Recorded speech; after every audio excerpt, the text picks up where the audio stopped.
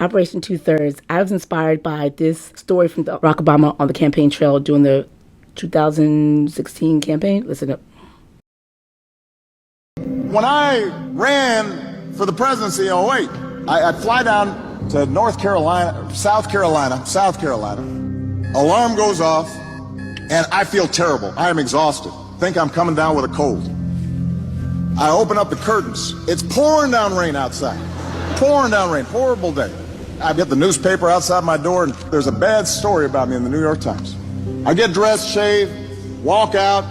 My umbrella blows open. That ever happened to you? And I get soaked. I'm just soaked. I get in the car. I say, all right, how long is it going to take to Greenwood? An hour and a half. Finally, I get out, and I walk in, and there are like 15, 20 people there. And I will tell you, they didn't look any happier to see me than I did to see them. And so I go around the room and I say, how do you do? What do you do? But they're not really feeling it right now. And suddenly I hear this voice from the back just shout, fired up. And everybody in the room says, fired up. And then I hear the voice say, ready to go.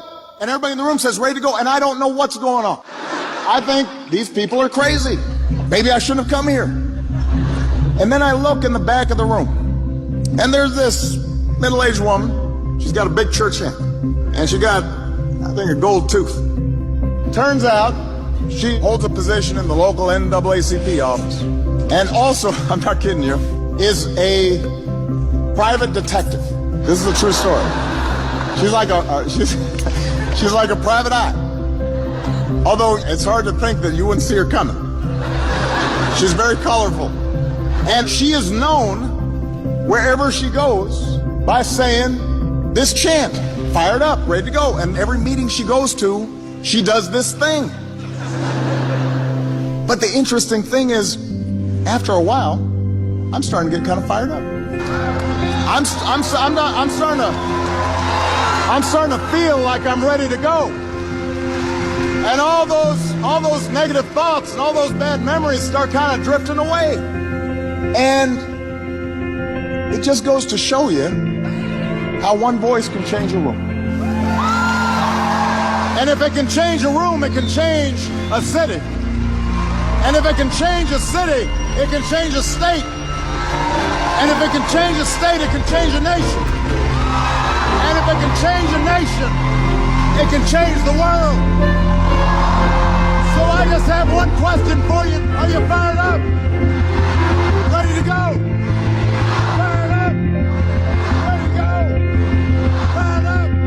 So, Operation Two-Thirds is a one-woman campaign. If you remember the movie Mean Girls, there's a character named Gretchen who constantly says fetch throughout the movie, like describe different things. It's a little blurb she inserts whenever she can, because it's a term that she's trying to like create a new slang, but obviously it's not working. At some point, one of her fellow Mean Girls, out of frustration because of the situation, whatever's going on, says, stop trying to make fetch happen, Gretchen. It's like, it's not going to happen. So that's what I feel like, because every single time I put Operation Two-Thirds as a hashtag on Threads, I have to start it as a new. It's not picking up. Like, Threads is not letting me create that.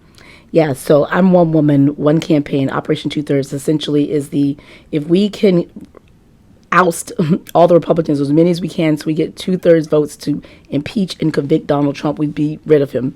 Now, the efforts is taken to speak at the town hall meetings and make the Republicans know that we're angry is great. That's a good start. Also, the rallies push back against Donald Trump's narrative that he has a mandate. The American people voted for him, because clearly everyone can see this is a lot of American people and they don't like you, they don't want you. So what are you talking about? The American people put you there in office. Who are these American people? They represent 22% of the United States population. Granted, that includes children and people who can't vote. However, 32% of the electorate, people who actually vote, registered voters, voted for Donald Trump. There are more people that voted for no one, or sat out, 90 million that voted for Donald Trump, 77 million, arguably, because there's some people who believe that there was some funny business there. So the point is that there's more people. We would just get 10% of the 90 million, and in every single local election from now on, double it. So from 18 to 36, from 40 to 80, when the Republicans see that we are able to get high voter turnout in those local elections, they're going to start being scared of us. They're scared of being primaried by Elon Musk.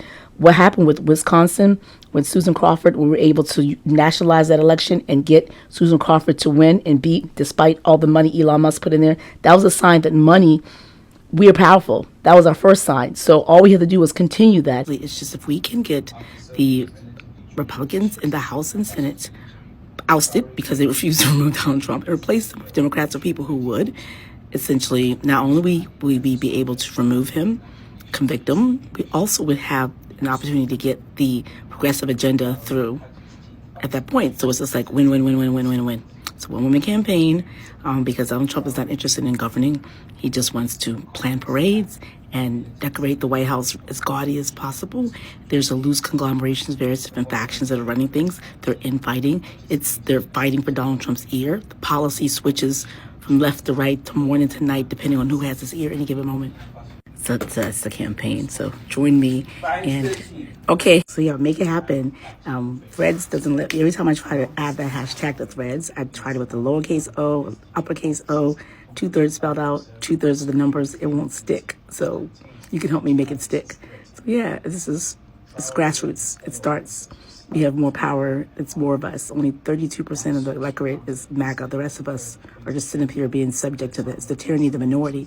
So let's do more than just protest, just more than just call, just more than just show up the town hall, put more of our resources into getting just a fraction of the 90 million people to set out every single election. If we're able to double the turnout, that's going to scare the out of Republicans. And they'll either act right and realize we have more power and we can remove them. Let's get to it. Operation 2/3. How one voice can change a room. And if it can change a room, it can change a city. And if it can change a city, it can change a state. And if it can change a state, it can change a nation. And if it can change a nation, it can change the world.